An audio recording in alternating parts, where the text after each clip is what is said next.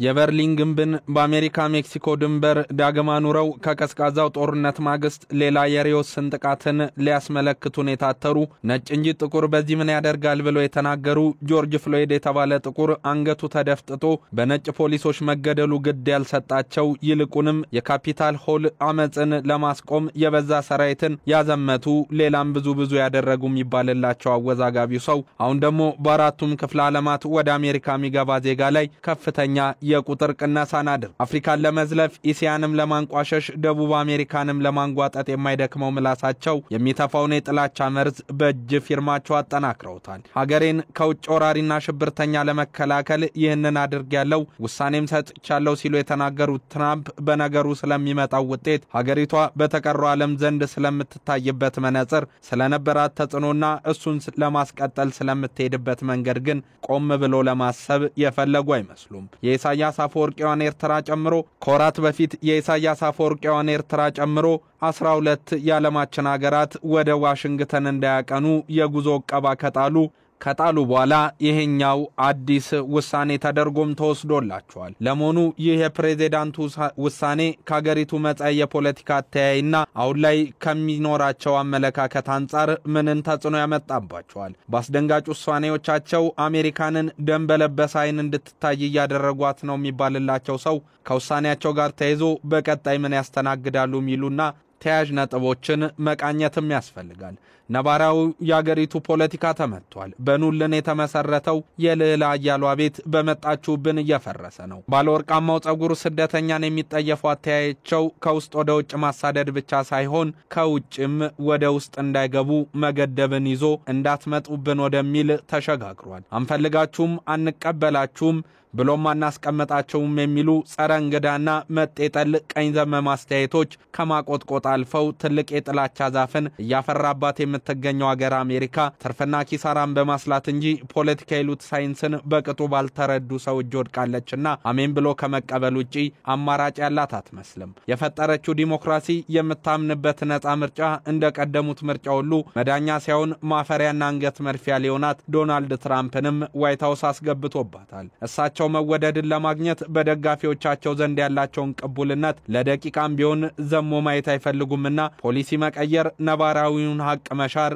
ልምዳቸው ነው። ስደተኛን ኤሊያንስ ብለው ስለመጥራታቸው የበዛ ቁጣም ቢያተርፉም ወታደራዊ አውሮፕላን አዘጋጅተው ሚሊዮኖችን አንገታቸውን እየደፈቁ ወደ መጡበት ቢመልሱም እሳቸው ስለነዚህ ሁሉ ቀውሶች ግድ አይሰጣቸውም። በእርግጥስ ይህ የሆነ ያለው ሰብአዊ እሴቶች መሬ የግለሰብ መብትም የዲሞክራሲ ማቀንቀኛ ነው ተላገር ነው ወይ ብለው የሚጠይቁ ግን ዛሬም የሰውየው አጉራ ዘለልነት መቼ ነው መፍትሄ የሚያገኘው ከማለት አልቦዘኑ። አብርሃም ሊንከንና ማርቲን ሉተር ኪንግን አሁን ደግሞ ዶሴ የሌላቸው ወደዚህ ሀገር አይገቡም የሚለው ብቻ ሳይሆን የሚገባውንም የስደተኛ ኮታ ቀንሰው ታይተዋል። በዘመነ ባይደን 125,000 የውጭ ስደተኞችን የምትቀበለው አሜሪካ አሁን ላይ 7500 ብቻ ወደ ግዛቷ እንዲገቡ እንደምትፈቅድም አስታውቃለች። ይህ ደግሞ የሆነው በዶናልድ ትራምፕ ውሳኔ ነውና በርካቶች ስጋታቸውን ከመግለጽ አልቦዘኑም። ይህ ለምን ሆነ ብሎ ለመጠየቅ እንኳን በማይመች ሁኔታ ውሳኔዎችን ባንድ ጀንበር የሚያሳልፉት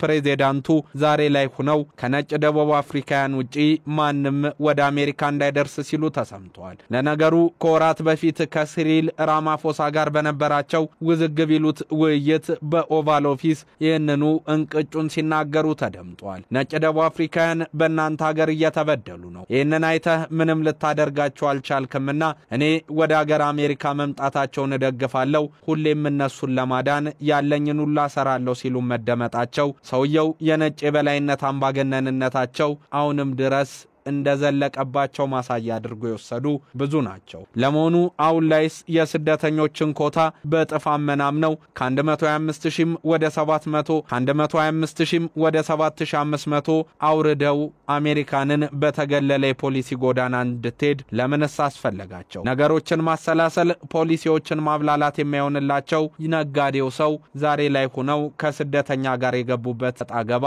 መፍትሄ የሚያመጣ አልሆነም። ደግሞ የአገሪቱን የውጭ ግንኙነት የግንኙነት ፖሊሲ ብቻ ሳይሆን እንደ አጠቃላይ በአሜሪካ ውስጥ ያሉ ጥቁሮችንም የሚያሳዝን ነውና የመጀመሪያና ሁለተኛ ዜጋ የሚባል የፖለቲካ አተያይን ይፈጥራል ብለው በስጋት የሚናገሩም አልጠፉም። ይህ ግን ለሳቸው ከጉሮሮ የሚወርድ ከቁብም የሚቆጥሩት አይደለምና ነገራቸው ግር የሚል ነው። ከመጠረዛቸው ጀርባ ከመባረራቸው ጎን ለጎንም ስደተኞች የት ሄደው እንደሚያርፉ ለመሆኑ ይህ የዶናልድ ትራምፕ ስደተኞችን አያሳየኝ ያሉበት አደገኛ ፖሊሲ የት የሚያዳርሳቸው ይሆን?